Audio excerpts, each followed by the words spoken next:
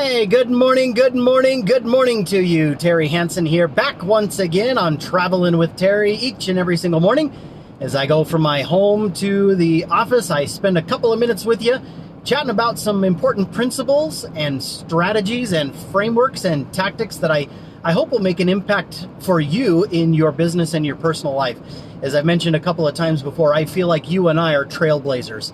We're blazing trails in our businesses, trying to get to higher ground, different places, different points. We want different and better results in our personal life and our professional life. So I try to think about you every single morning, you trailblazers out there, you entrepreneurs, leaders, sales professionals, customer service representatives, marketers, all of you who are hustling in your particular vocations, working hard to do amazing things in your companies, but oftentimes blazing new trails and blazing paths, and that's what I think about when I jump on these conversations every single morning, is the paths that you're blazing and the things that you're doing to try to get to greater levels.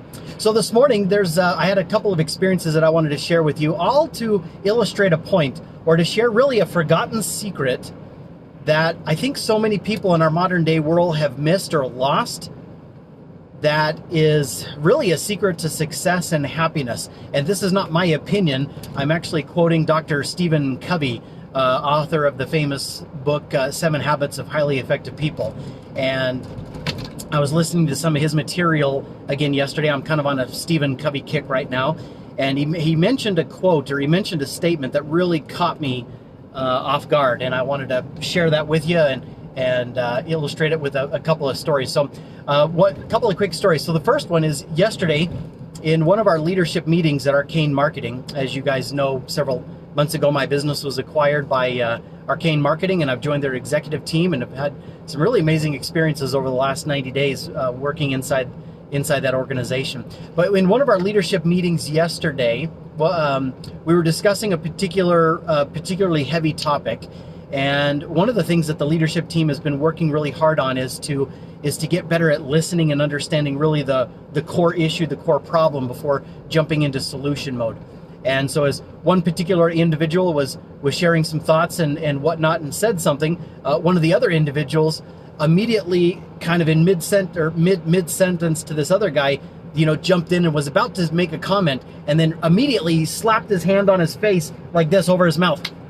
And he caught himself, because in that moment, he realized he wanted to make a comment, he wanted to say something, but then he also had a goal, a team goal, to make sure that we are understanding the root problem, the root issue, before jumping into solution mode. And he immediately caught himself and recognizing that he was jumping into solution mode. And I tipped my hat to him. He looked over at me and I winked at him and I smiled and I said, "Nice job," recognizing that he did a really good job at controlling that impulse to jump to solution mode, or jump to share his ideas before he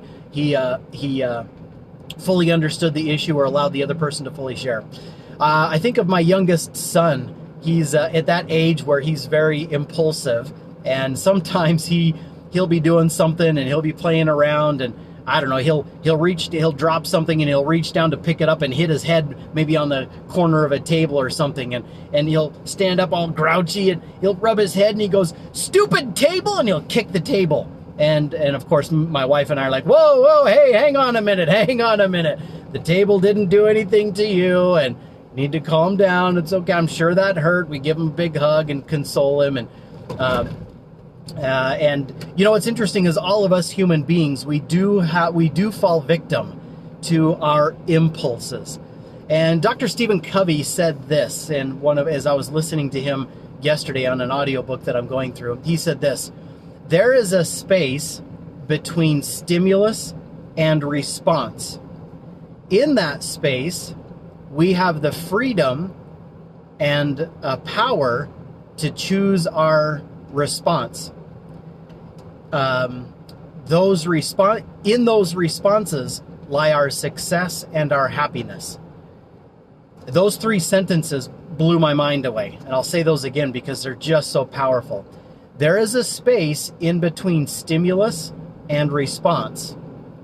In that space lies our power and our ability to choose our responses. in those responses lie our happiness and our success. So how do we apply that? How do we take that? If we want to have a successful business life and a professional career, we will get better at choosing our responses when some sort of stimulus pops up, when somebody says something, when somebody does something, when some event occurs, when something happens to us. If we want to be successful and if we want to be happy, we will take advantage of that space that's in between stimulus and response. We will choose our response based on good principles. And going back to my colleague in work, when he slapped his hand over his face, in that moment, there was a stimulus. One of my other coworkers said something. That was a stimulus. There was a trigger there. He immediately had the impulse to speak and say something or jump into solution mode. But in that moment, he slapped his hand over his face, and he chose how he responded to that stimulus. Why did he do that, or how did he base that decision?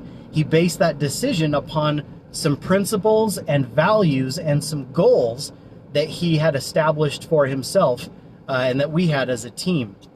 So really the power for you and I to have a more successful life in business and in our personal lives, of course, and be happier is to make sure that we are, number one, choosing principles and goals and values that will help us lead and live a happy, productive life. But then number two is when we are in the midst of our day and some sort of stimulus happens, we will, instead of immediately just jump in and react and respond like us humans are kind of sometimes naturally programmed to do, we will pause for a split second. Take advantage of that space between stimulus and response, and we will ask ourselves, how should I respond to this? How can I respond to this in my best, from the very best version of myself possible? Just like my friend slapping his hand over his mouth and choosing his response. That's why I tip my hat. I'm like, good for you. That is an emotionally mature response based on good, valuable habits and principles that are designed to help him and all of us live more effective lives. So salespeople can adopt this sort of a principle very well when it comes to working with potential customers. Potential customers might ask a question. The salesperson might be tempted to jump right into presentation mode rather than holding back and continuing to ask diagnostic questions to learn what the intent behind that question is. Managers might fall victim to impulses when an employee doesn't perform their job very effectively, or when something doesn't go right at the office. They might have the impulse to march right over to that employee, jump to some conclusions and start making some accusations and that sort of thing.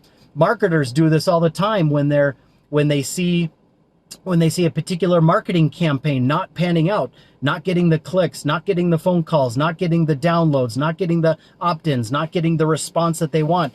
They immediately jump to some conclusions, or they get angry or upset, or something like this. They make radical changes instead of slowing down and testing and tweaking and modifying certain aspects of the campaign and diagnosing what the root cause of the problem might be. I mean, all of us, husbands and wives, in our personal lives, as parents.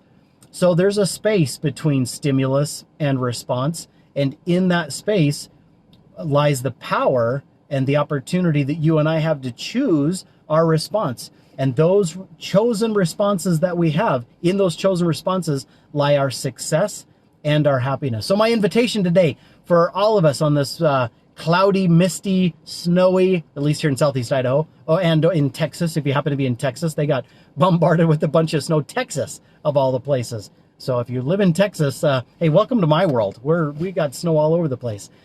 So invitation on this snowy Tuesday is, let's do a better job, you and I, at slowing down and taking advantage of that space in between stimulus and response, choosing how we respond instead of just being victim to our impulses, and so that we can live a happier and more successful life personally and professionally. So love you guys. Hope you have a great rest of your day, and keep up the good work. Look forward to being back with you tomorrow on Cruising or Traveling with Terry. Take care. Bye-bye.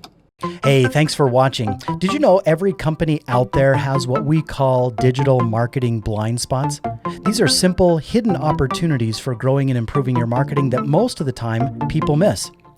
Go to www.arcanemarketing.com and take advantage of our Rise and Ignite digital marketing analysis. It's 100% free to get fresh new insights and ideas to make what you're already doing that much better in 2021.